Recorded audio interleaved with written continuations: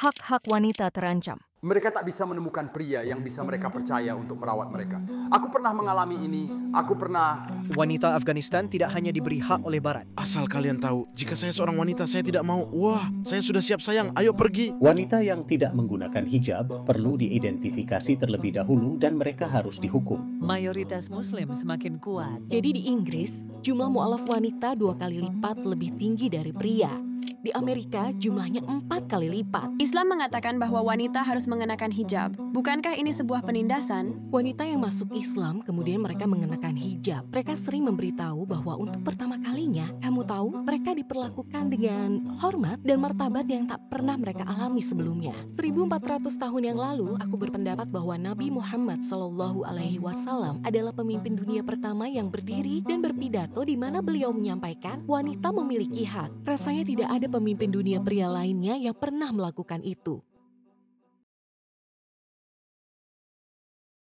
Assalamualaikum Syekhah Fatimah Barakatullah. Kami merasa sangat terhormat kamu hadir bersama kami. Aku ingin memulai dengan siapa Syekhah Fatimah Barakatullah. Dapatkah kamu menceritakan tentang dirimu dan karya-karya yang telah kamu lakukan? Waalaikumsalam warahmatullahi wabarakatuh. Bismillah, alhamdulillah. Wassalatu wassalamu ala Rasulullah. Namaku Fatimah Barakatullah. Aku adalah seorang cendekiawan dan penulis Islam asal Inggris. Orang tuaku dari India dan ayahku juga seorang cendekiawan Islam. Aku menyelesaikan 2 gelar alamah. Mulanya aku belajar di Mesir, belajar bahasa Arab dan studi Islam di Mesir, di beberapa pusat di sana, dan juga di Universitas Al-Azhar. Lalu aku menyelesaikan studiku di Inggris, di beberapa seminari Islam. Aku juga menyelesaikan gelar masterku. Beberapa tahun lalu aku menulis sebuah buku berjudul Khadijah, Ibu Negara Pertama Islam. Ketika kamu melihat sejarah, perbedaan apa yang kamu lihat ketika kamu membandingkan nilai wanita di dunia dengan nilai yang diberikan oleh Islam? Banyak hak-hak yang kita lihat dinikmati para wanita di Barat, atau wanita secara umum nikmati saat ini. Baru-baru ini saja diberikan kepada wanita, terutama di Eropa dan Amerika. Jika kamu melihat apa yang diperjuangkan oleh para feminis, seringkali itu adalah hal-hal yang mendasar. Jadi seorang wanita di Inggris misalnya tidak memiliki badan hukum. Dia tidak memiliki badan hukum. Identitasnya, jenis kedudukannya sebagai individu terikat dengan suaminya. Dia bahkan tidak bisa mengajukan petisi ke pengadilan. Dia tidak bisa pergi ke pengadilan karena dia tidak ada dalam hukum secara khusus. Ya kan? Wanita di Inggris misalnya tidak memiliki hak milik. Inilah sebabnya mengapa ketika kamu membaca buku-buku seperti novel Jane Austen, kamu melihat wanita itu, para pria selalu ingin mencoba menikahi wanita yang akan mendapatkan warisan melimpah. Karena jika dia menikahinya, semua kekayaan yang dia warisi akan langsung diberikan pada suaminya, ya kan? Karena wanita tidak punya hak untuk memiliki properti. Hal ini tampak mengejutkan bagi kami. Kamu tahu, umat muslim, ketika kami mendengarnya karena kami terbiasa diberitahu bahwa kita terbelakang dan bahwa wanita di Barat begitu maju. Tapi sebenarnya bahkan Universitas Cambridge, Universitas Oxford hanya mengizinkan wanita memasuki pintu mereka sekitar 100 tahun yang lalu. Dan bahkan saat itu mereka tidak mengizinkan mereka untuk memiliki gelar. Mereka hanya bisa datang dan duduk di kelas, lalu perlahan-lahan kamu tahu, mereka mulai diizinkan untuk memiliki gelar. Kita sebagai muslim memiliki sejarah yang berlawanan. Sejarah kami adalah kebalikannya. 1400 tahun yang lalu, aku berpendapat bahwa Nabi Muhammad SAW adalah pemimpin dunia pertama yang berdiri dan berpidato di mana beliau menyampaikan wanita memiliki hak. Aku rasa tidak ada pemimpin dunia pria lainnya yang pernah melakukan itu. Dia berkata, kamu tahu, wanitamu memiliki hak atas kamu. Kamu akan ditanyai oleh Tuhan tentang bagaimana kamu memperlakukan wanita. Takutlah kepada Allah. Takutlah kepada Allah dalam hal wanita. Ini adalah kata-kata yang kuat. Nabi Muhammad SAW dan Islam memberikan hak milik kepada wanita sejak awal. Hak untuk menghasilkan uang sendiri jika dia mendapatkan uangnya sendiri. Hak untuk menyimpan kekayaan itu dan tidak ada orang lain yang bisa mengambilnya darinya. Benar kan? Hak untuk dididik. Maksudku, itu bahkan bukan pertanyaan untuk muslim. Kamu tahu, karena kami punya Aisyah radhiyallahu anha, salah satu cendekiawan terbesar dalam Islam, istri Nabi. Ia adalah salah satu penafsir terkemuka atau orang-orang yang menjelaskan Al-Quran. Dan dia memiliki banyak murid wanita. Kami memiliki sejarah besar terkait ilmu pengetahuan wanita, serta mendorong wanita dan pria untuk mencari pengetahuan. Jadi hal ini tak pernah menjadi masalah bagi kami. Akses ke hak-hak hukum tidak pernah menjadi masalah bagi umat Islam. Karena wanita muslim selalu memiliki hak untuk pergi ke pengadilan. Mereka biasa datang kepada Nabi SAW selaku qadhi, selaku hakim, meminta hak-hak mereka. Kamu tahu, seorang wanita datang kepadanya dan berkata bahwa ayahnya memaksanya untuk menikahi seseorang yang bertentangan dengan keinginannya. Nabi SAW berkata kepadanya, kita bisa membatalkan pernikahan ini kan? Wanita memiliki hak untuk datang ke pengadilan dan meminta pernikahan mereka dibatalkan jika mereka berada dalam situasi yang sulit. Sekali lagi, perceraian bahkan tidak diperbolehkan di Barat. Kamu tahu, sampai saat ini, apalagi perceraian yang diprakarsai oleh wanita, ya kan? Kami tak pernah punya masalah itu. Jadi hal yang aku sorot di sini adalah banyak masalah yang diperjuangkan kaum feminis di Barat adalah masalah yang mereka hadapi di Barat yang tidak kami miliki sebagai Muslim. Hak-hak kami diberikan kepada kami. Itu tidak berarti bahwa tidak ada masalah dalam komunitas Muslim. Tentu saja, kamu tahu, penindasan terjadi di komunitas yang berbeda dan kita harus melawan penindasan itu. Tapi aku berpendapat bahwa Islam memberi kita kerangka kerja yang kita butuhkan untuk menuntut hak-hak kami sebagai wanita. Ada seorang penjelajah dan penulis sejarawan asal Inggris bernama Lady Elizabeth Craven dan dia menulis buku Perjalanan dari Crimea ke Konstantinopel. Dia datang ke Turki di abad ke-18 dan perhatikan bagaimana dia menjelaskan apa yang dia lihat dari wanita Muslim. Katanya mengenai wanita dan tentu saja terkait wanita Ottoman. Mengenai wanita sama banyaknya jika tidak lebih banyak dari pria yang terlihat di jalanan melakukan kegiatan sehari-hari mereka. Aku rasa aku tidak pernah melihat negara di mana wanita dapat menikmati begitu banyak kebebasan dan bebas dari segala celaan seperti di Turki. Orang-orang Turki dalam perilaku mereka terhadap jenis kelamin kita adalah panutan bagi semua bangsa lain. Dan aku ulangi, Tuan, aku pikir tidak ada wanita yang memiliki begitu banyak kebebasan, aman dari penangkapan layaknya orang Turki, dan aku pikir mereka dalam cara hidup mereka mampu menjadi makhluk yang paling bahagia bernafas. Dia mengatakan bahwa wanita di Ottoman Turki, dia belum pernah melihat wanita yang begitu diberdayakan. Kamu tahu, seperti wanita di Ottoman Turki, dan dia jelas berasal dari Inggris. Dia berbicara, aku pikir 3 tahun sebelum Mary Wollstonecraft menulis bukunya, Pembelaan terhadap hak-hak wanita, yang dia lihat sebagai salah satu penggerak utama gerakan feminis. Tapi kamu bisa melihatnya bahkan sebelum itu. Wanita mengagumi cara wanita Muslim, wanita dalam masyarakat Muslim, mereka memiliki kebebasan mereka, memiliki hak-hak mereka. Islam mengatakan bahwa wanita harus mengenakan hijab. Bukankah ini sebuah penindasan? Dan apa yang ingin kamu sampaikan pada seseorang yang berpikir bahwa berhijab berarti menyerahkan kebebasanmu? Menurutku hijab atau pakaian wanita Muslim ketika dia berada di luar rumah pada dasarnya adalah perintah dari Allah. Ini adalah sesuatu yang dilakukan oleh wanita Muslim karena kami percaya kepada Tuhan, Allah, Sang Pencipta yang mengenal kita lebih baik daripada kita mengenal diri kita sendiri, yang maha bijaksana, yang memperhatikan dan mengasihi kita, memerintahkan kita untuk berpakaian dengan cara tertentu ketika kita berada di depan umum. Dan itu berarti mengenakan pakaian yang longgar, pakaian yang menutupi semuanya kecuali wajah dan tangan. Dan kamu tahu, menjadi orang yang bermartabat dalam perilaku kita, benar, dan tentu saja hal yang sama berlaku untuk pria, tapi dengan aturan yang sedikit berbeda. Tidak ada penindasan terkait hal ini. Bahkan wanita yang masuk Islam, lalu mereka mengenakan jilbab, mereka sering memberitahu bahwa untuk pertama kalinya, kamu tahu, mereka diperlakukan dengan hormat dan bermartabat yang tidak pernah mereka alami sebelumnya.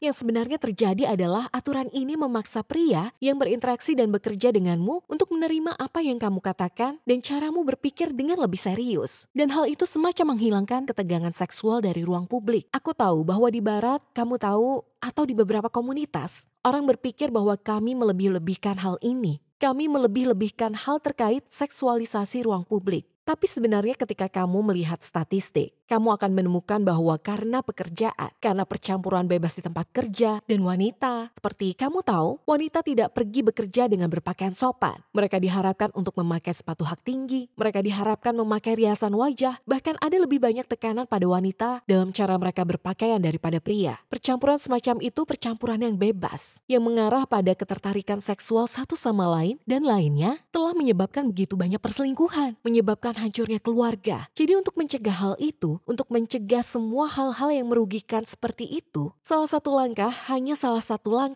adalah bahwa kita memiliki pedoman untuk berpakaian di ruang publik. Beberapa psikolog ketika mereka menganalisis, kamu tahu, cara wanita berpakaian di tempat kerja. Hal-hal seperti riasan, hal-hal seperti sepatu hak tinggi, ini semua adalah jenis-jenis kinerja seksual. Atau mereka bisa dilihat seperti itu. Sekarang, sebagai wanita Muslim, bukan berarti kami tidak menikmati beberapa hal itu, tapi kami menikmatinya di tempat yang tepat, di waktu yang tepat. Saat ini para gadis sedang mengalami masalah kesehatan mental. Karena mereka punya Instagram, mereka ada di platform media sosial, di mana wanita terus-menerus ditekan dan diharapkan untuk berpenampilan dengan cara tertentu. Mereka terus-menerus harus menunjukkan diri mereka dan kamu tahu, menggunakan filter, menggunakan segala jenis manipulasi untuk menampilkan diri mereka dengan cara tertentu. Hal ini menyebabkan masalah kesehatan mental pada anak perempuan dan wanita. Dan itu juga menyebabkan kerusakan pada pria. Karena apa yang terjadi? Pria karena tidak ada budaya menundukkan pandangan. Dan karena wanita didorong untuk membuka diri mereka sendiri, pria menjadi kecanduan melihat wanita mengekspos diri mereka dengan cara ini. Begitu juga dalam hal pernikahan, dalam rumah tangga. Mereka memiliki harapan yang tidak realistis terhadap seorang wanita dan sebaliknya. Jadi aku pikir ada banyak bahaya yang ditimbulkan dalam, kamu tahu,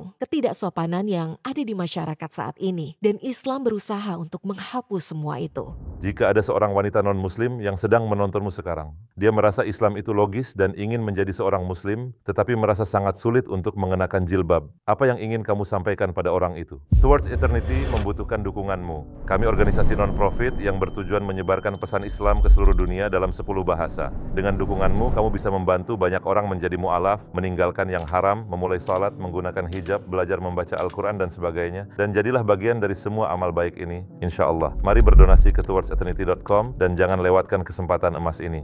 Jika ada seorang wanita non-muslim yang sedang menontonmu sekarang, dia merasa Islam itu logis dan ingin menjadi seorang muslim, tetapi merasa sangat sulit untuk mengenakan hijab. Apa yang ingin kamu sampaikan pada orang itu? Ya, aku benar-benar bertemu dengan wanita seperti ini. Aku bertemu seorang wanita di Mesir, dia adalah seorang wanita Inggris yang sangat tertarik pada Islam. Dia ingin menjadi seorang muslim tapi maka aku bertanya padanya, apa yang menghentikanmu? Apa yang menghentikanmu untuk mengucapkan syahadat? Dia berkata, ya kau tahu, aku rasa aku tidak bisa memakai hijab. Aku hanya belum siap. Aku tidak siap untuk praktik-praktik tertentu. Jadi tanggapanku adalah, dengar, mengucapkan syahadat masuk Islam seperti memasuki pintu. Kamu perlu masuk ke pintu rumah, ya kan? Bayangkan rumahmu rumahmu berantakan, atau perlu banyak renovasi, perlu banyak perapihan dan sebagainya. Hal pertama yang harus kamu lakukan adalah memasuki pintu. Ketika kamu memasuki pintu, sekarang kamu bisa mulai perlahan, tapi pasti memperbaiki rumah kan? Jika kamu tidak masuk ke pintu sejak awal, kamu tidak akan pernah mendapatkan kesempatan itu. Jadi yang paling penting adalah jika kamu percaya bahwa ada yang berhak disembah kecuali Allah, kamu percaya bahwa Muhammad adalah utusan Allah, maka masuklah Islam. Masuk melalui pintu itu. Ketika berbicara tentang hijab, ketika menyangkut semua praktik-praktik Islam, hal-hal ini akan datang seiring berjalannya waktu. Di satu sisi, hal-hal itu sekunder. Dalam artian, pertama-tama, kamu harus menyatakan imanmu kepada Allah, ya kan? Tanpa bersyahadat, kau dalam bahaya. Sesungguhnya akhirat kalian dalam bahaya. Jadi kami tidak ingin membahayakan akhirat kalian. Masuklah ke pintu, ucapkanlah Bismillah. Ucapkanlah La ilaha illallah Muhammadur Rasulullah. Masuklah melalui pintu itu. Dan setelah itu, perlahan tapi pasti, kamu akan bisa memperbaiki berbagai bidang kehidupanmu dan Allah akan membuatnya memudahkanmu. Kamu mengenakan cadar, tetapi beberapa muslim atau mungkin orang muslim yang tidak memakai cadar mungkin memandang dan merasa terintimidasi untuk tahu apakah cadar itu wajib atau tidak. Bisakah kamu menjelaskannya pada kami? Menurutku wanita-wanita Allah atau wanita-wanita solihah selalu berpakaian dengan cara tertentu. Bahkan jika kamu kembali ke sejarah, kamu melihat orang Yahudi dan Kristen, umat Yahudi dan Kristen juga memiliki tradisi berjilbab dan kamu tahu menutupi tubuh mereka dengan cara tertentu. Ketika kita memikirkan gambar Maria misalnya, Maryam alaihi salam, kita tahu bahwa dia adalah wanita yang menutup auratnya, ya kan? Bahkan ada pepatah yang mengatakan dari salah satu anggota parlemen Italia, ketika kamu tahu Eropa sedang mendiskusikan pelarangan cadar, pelarangan hijab. Dia berkata, bagaimana aku bisa melarang sesuatu yang setiap kali aku melihat gambar Maria, bunda kita, Maria, dia mengenakannya, ya kan? Jadi menurutku wanita sepanjang sejarah, wanita-wanita Allah, wanita-wanita salihah, selalu berpakaian dengan cara yang sederhana. Dan hal itu bervariasi berdasarkan waktu dan tempat. Di dalam Al-Quran, Allah Subhanahu wa Ta'ala, Sang Pencipta kita, mewahyukan kepada kita petunjuk yang akan bertahan sampai akhir zaman. Dan itu untuk kebaikan kita sendiri. Dan salah satu petunjuk yang Allah Subhanahu wa Ta'ala turun adalah pedoman untuk berpakaian, tidak hanya untuk wanita, untuk pria dan wanita, tapi mereka jelas memiliki pedoman yang berbeda. Jadi sebagai wanita muslim, ketika aku berada di tempat tertutup, ketika kita berada di tempat pribadi, ketika kita bersama suami atau keluarga kita, kami sangat bebas untuk berpakaian sesuka kami. Kamu tahu, atau jika kami mengadakan pertemuan khusus wanita, pesta-pesta, seorang wanita muslim akan mengenakan pakaian apapun sesuai budayanya. Tapi ini bukan untuk ruang publik. Jadi apa yang dilakukan Islam, dan aku pikir ini adalah sesuatu yang Barat mulai lebih menghargai ruang-ruang wanita, menghargai ruang wanita dan pria, bahwa ruang di mana kita berada ketika kita berada di ruang khusus wanita atau di dalam batas-batas keluarga kita berbeda dengan ruang publik, dan agar tidak menseksualisasi ruang publik untuk menjadikannya ketegangan seksual istilahnya. Di luar dari ruang publik, bukannya mengatakannya kepada pria, wanita bisa berpakaian sesuka hatinya. Dia bisa menunjukkan belahan dadanya, dia bisa memakai banyak perhiasan, dia bisa melakukan apapun yang dia mau untuk menarik perhatianmu. Dan kamu tidak harus menanggapinya, ya kan? Bukannya tidak realistis seperti itu. Yang dikatakan Islam adalah, lihatlah pria dan wanita ada pedoman tertentu untuk berpakaian dan berperilaku. Jadi ketika kita mengamati hijab, ketika kita mengenakan pakaian sebagai wanita muslim di luar atau di hadapan pria yang tidak memiliki hubungan dekat dengan kita, dan yang dilakukannya adalah dua hal yang dikatakan oleh Al-Quran kepada kita yang perlu dilakukan. Nomor satu, Al-Quran mengatakan, kamu tahu, kamu harus berpakaian dengan cara ini agar diakui sebagai wanita yang beriman. Kami ingin diakui sebagai wanita muslim, wanita yang tidak boleh diperlakukan dengan cara tertentu, wanita yang bukan mainan. Jadi pakaian kita memberikan pesan itu. Pada saat yang sama, pakaian ini juga melindungi kita dari orang-orang yang mungkin berniat buruk. Kamu tahu, kami tidak mengatakan bahwa semua pria adalah predator, tapi beberapa pria adalah predator. Beberapa pria mendapatkan pesan yang salah dari cara wanita berpakaian. Dan untuk melindungi kita dari hal itu, Allah dalam kebijaksanaannya yang tak terbatas, mewahyukan kepada kita pedoman untuk berpakaian dan berperilaku. Jadi apa saja parameter hijab? Bagian mana saja yang harus ditutupi? Oke, jadi aku akan memberitahukannya terlebih dahulu apa saja pedoman berpakaian untuk pria. Karena orang sering menekankan pedoman untuk wanita dan tidak menyadari bahwa sebenarnya pria muslim juga memiliki batasan-batasan tertentu dan kamu tahu pedoman-pedoman tertentu. Jadi untuk pria muslim misalnya, mereka tidak boleh memakai emas misalnya. Mereka tidak diperbolehkan memakai sutra. Aturan-aturan itu tidak berlaku bagi wanita. Pria muslim juga harus menutup diri, setidaknya dari pusar sampai ke lutut mereka dengan pakaian yang longgar. Dan ini adalah batas minimumnya. Kita berbicara tentang minimum. Namun secara umum, baik pria maupun wanita didorong untuk berpakaian sopan, juga untuk menundukkan pandangan. Ini juga merupakan ajaran Islam yang sangat penting. Bukan hanya tentang mengenakan pakaian, tapi juga tentang perilakumu, kesopanan. Terkait wanita muslim, pedoman untuk berpakaian seperti yang aku sebutkan, di dalam ruangan kami sangat bebas. Kau tahu, kita bisa berpakaian sesuai keinginan. Tapi saat kita berada di luar ruangan, kita berada di hadapan orang-orang yang tidak memiliki hubungan dekat dengan kita. Maka pedomannya adalah bahwa kita harus mengenakan pakaian yang longgar, pakaian yang menutupi semuanya, kecuali wajah dan tangan. Kamu mungkin akan melihat wanita muslim, beberapa wanita muslim mengenakan cadar, beberapa tidak. Kamu akan melihat praktik budaya yang berbeda tercermin dalam cara berpakaian wanita muslim, dan ada fleksibilitas dalam hal itu. Tapi selama syarat-syarat tertentu terpenuhi, misalnya mencakup segala sesuatu kecuali wajah dan tangan, dengan pakaian yang longgar, pakaian yang tidak tembus pandang, jadi pakaian yang tidak tembus pandang, dan pakaian yang tidak seperti tampilan yang menyilaukan dengan sendirinya. Jadi sederhana, sopan, dan bermartabat. Jadi ketika kita keluar sebagai wanita muslim, itu tidak mendefinisikan kita. Kami tidak seperti itu, berpakaian seperti itu sepanjang waktu. Tapi pada saat yang sama, pakaian ini menumbuhkan rasa hormat. Jadi salah satu prasangka terbesar terhadap Islam adalah terkait wanita. Namun di sisi lain, data mengatakan bahwa lebih banyak wanita yang masuk Islam. Apa sebenarnya yang dilihat oleh mereka yang masuk Islam dan bahwa mereka tidak berpikir seperti orang lain? Di Inggris jumlah mu'alaf wanita 2 kali lipat dari pria. Di Amerika 4 kali lipatnya. Jadi sangat aneh karena jika dipikir-pikir, narasinya selalu seperti wanita muslim tertindas. Islam menindas wanita. Pria muslim, kamu tahu, adalah orang-orang yang jahat dan menindas. Namun wanita dari barat berbondong-bondong masuk Islam jauh lebih banyak daripada pria. Sekarang aku benar-benar melakukan penelitian tentang topik ini untuk penelitian masterku, dan aku wawancara atau aku teliti. Aku melakukan survei dengan banyak orang yang masuk Islam, wanita yang masuk Islam di Inggris. Dan aku pikir ada 5 hal yang terus muncul sebagai hal-hal yang benar-benar membawa mereka kepada Islam. Yang pertama adalah tauhid, yang merupakan keesaan Allah. Kamu tahu, keesaan Allah dan menyembah satu Tuhan saja. Dan kepercayaan, kamu tahu, kepercayaan Islam. Dan selain itu menurutku adalah adanya hubungan langsung dengan Allah, dengan Tuhan. Terutama di kalangan umat Katolik. Jadi banyak orang Katolik yang pindah agama, kamu tahu, mereka merasa memiliki hubungan ini, di mana mereka tidak memiliki akses terhadap Tuhan secara langsung. Mereka tidak dapat berbicara dengan Tuhan secara langsung. Mereka perlu adanya perantara, seorang pastor. Kamu tahu, bahkan mengakui dosa-dosamu. Semua itu, apa yang melegakan bagi mereka tentang Islam? Pertama-tama, bahwa Islam menjelaskan posisi Yesus, Isa alaihi salam dengan sangat jelas. Dengan cara yang sepenuhnya dapat dimengerti. Kamu tahu? Jadi hal itu menghilangkan Trinitas. Dan sebenarnya dalam sejarah Kristen ada banyak orang yang tidak percaya kepada Trinitas. Orang-orang seperti Isaac Newton. Jadi inilah yang membuat banyak orang datang. Bahkan mereka yang tidak diperkenalkan pada Islam. Kamu tahu? Tapi para wanita ini, mereka merasa Islam sangat menarik. Juga,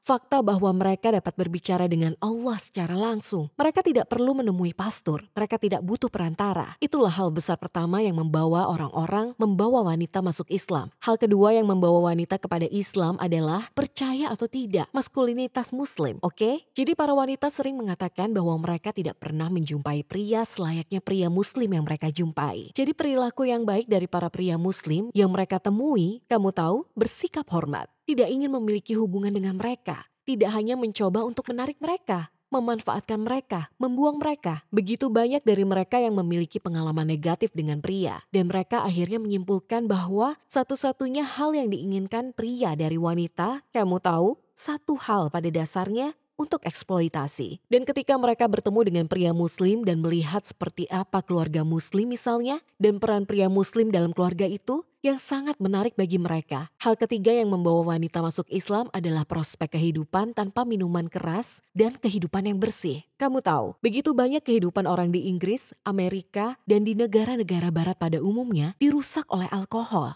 Kita tidak menyadarinya, terutama kita yang tumbuh sebagai Muslim. Kamu tahu, ini bukan sesuatu yang biasa dalam hidup kita. Tapi apa yang kamu sadari ketika kamu mewawancarai para wanita ini adalah bahwa begitu banyak dari mereka tumbuh dewasa dengan orang tua pecandu alkohol. Bahkan aku tidak mengerti, mengapa itu tidak dianggap sebagai pelecehan anak. Kamu tahu, menjadi pecandu alkohol dan punya anak yang seharusnya menjadi tanggung jawabmu dan yang harus kamu jaga. Begitu banyak dari mereka yang menderita karena hal itu. Dan juga dari pasangan mereka yang kecanduan alkohol. Keinginan bahwa mereka bisa memiliki kehidupan tanpa hal-hal itu. Tanpa narkoba, tanpa alkohol, dan untuk hidup yang bersih benar-benar menarik bagi mereka. Elemen keempat yang menarik wanita untuk masuk Islam sebenarnya adalah keluarga. Keluarga Muslim, oke? Begitu banyak dari mereka yang mengatakan padaku bahwa mereka untuk pertama kalinya diundang ke rumah seorang Muslim. Sebuah keluarga Muslim yang berbagi makanan dengan mereka. Mereka duduk di sana dan ini adalah pertama kalinya mereka berada dalam sebuah keluarga yang hangat, penuh perhatian, keluarga yang lengkap.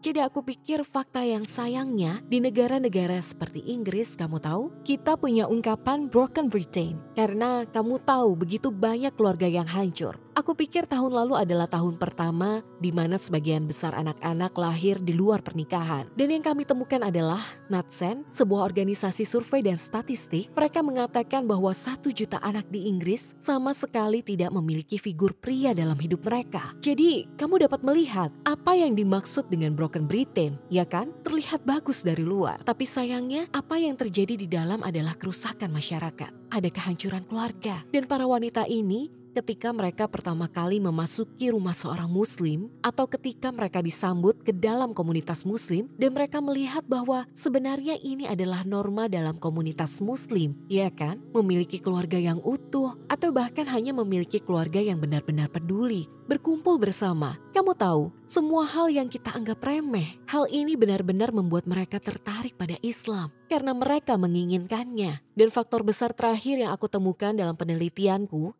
yang menarik wanita masuk Islam adalah, sekali lagi, percaya atau tidak, hijab dan teladan sempurna Islam tentang wanita. Jadi beberapa dari mereka berbicara tentang bagaimana mereka dibesarkan dengan gadis-gadis Muslim. Jadi aku ingat tumbuh besar di Inggris, kamu tahu, kadang-kadang kita akan menjadi satu-satunya yang mengenakan hijab, ya kan? Satu-satunya Muslim kadang-kadang. Dan hal ini cukup membekas dalam diriku. Mereka mengatakan bahwa mereka tumbuh dengan gadis-gadis Muslim di sekolah mereka dan mereka selalu diam-diam mengagumi mereka. Yang cukup aneh karena kamu tahu, ketika kami tumbuh dewasa, kami selalu berpikir kami diperlakukan kamu tahu, orang-orang rasis terhadap kami kadang-kadang dan kami mengalami diskriminasi karenanya. Tapi sebenarnya para wanita ini mengatakan bahwa jilbab adalah sesuatu yang menarik bagi mereka. Gagasan untuk memiliki pendidikan yang bermartabat dan sederhana. Dan juga seperti yang aku katakan, persaudaraan. Terkait persaudaraan, begitu banyak wanita mengatakan hal-hal seperti sebelum mereka menjadi muslim, mereka tidak pernah mengalami persaudaraan karena mereka selalu dalam persaingan dengan wanita lain. Mereka selalu menjadi yang pertama dalam lingkungan yang beragam. Jadi kamu tahu, wanita, aku pikir sudah terbukti secara psikologis bahwa ketika wanita dan pria berada di lingkungan campuran, bahkan jika ada satu pria dalam kelompok wanita, para wanita akan berlomba-lomba mendapatkan perhatian pria tersebut, bahkan secara tidak sadar. Bermula dari hal itu, lalu kamu tahu, melihat seperti apa persaudaraan Islam itu, ini sangat menarik bagi mereka. Satu hal lagi yang aku sebutkan adalah banyak dari mereka tidak pernah dibiayai secara finansial oleh pria, oke? Bahkan terkadang oleh ayah mereka sendiri. Jadi ketika mereka berusia 16 tahun, sayangnya dalam masyarakat barat, ayah dan anak wanita hampir seperti bercerai pada usia tertentu, ya kan? Masyarakat atas nama kebebasan memisahkan anak wanita dengan figur pria yang benar-benar bisa membelanya, mendukungnya, menafkahinya, dan ini mengakibatkan jutaan anak wanita sangat rentan, ya kan? Mereka rentan dieksploitasi oleh pria lain. Mereka rentan karena mereka membutuhkan dukungan finansial atau kamu tahu menghasilkan uang. Dan mereka kadang-kadang kau tahu hal itu tidak mudah. Dan beberapa wanita ini berkata sepanjang hidup mereka berjuang untuk diri mereka sendiri. Jadi gagasan Islam mengenai tanggung jawab pria untuk menafkahi dan melindungi ini sangat menarik bagi mereka. Syekhah Fatimah Barakatullah, terima kasih banyak atas jawabanmu. Kami mendapat banyak manfaat, ini benar-benar membuka wawasan. Insya Allah kita akan bertemu di proyek selanjutnya. Insya Allah, jazakallah khairan.